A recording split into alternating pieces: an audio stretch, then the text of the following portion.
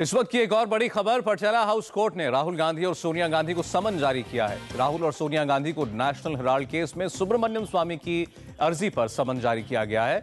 सोनिया और राहुल को 7 अगस्त तक पटियाला हाउस कोर्ट में पेश होना होगा।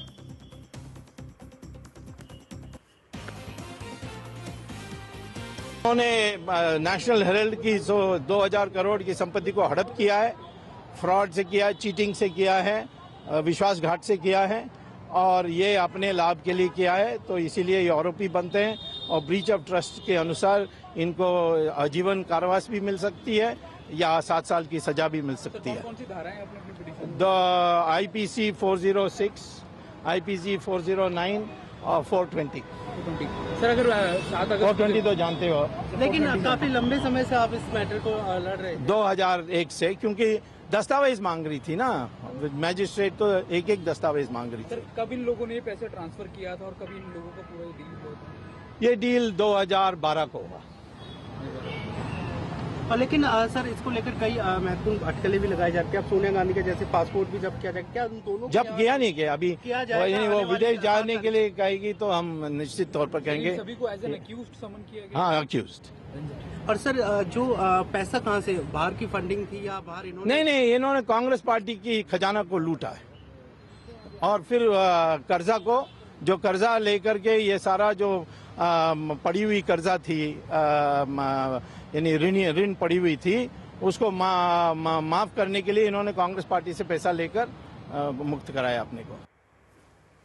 हमारे साथ मनीष झा हैं, हमारे संवाददाता। मनीष, जो दर्शक नहीं जानते पूरा मामला, जरा उनके लिए समझाएं, क्या है ये आखिर पूरा केस?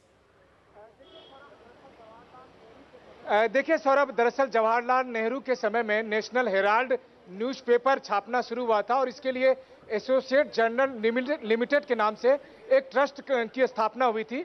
और इस ट्रस्ट के पास तमाम शहरों में बड़ी बड़ी प्रॉपर्टी है। दिल्ली के बहादुर शाह जफर मार्ग जो ITO के पास है, यहाँ पर एक हेराल्ड बिल्डिंग है। इसके अलावा चंडीगढ़, पटना और दूसरे शहरों में भी प्रॉपर्टी है।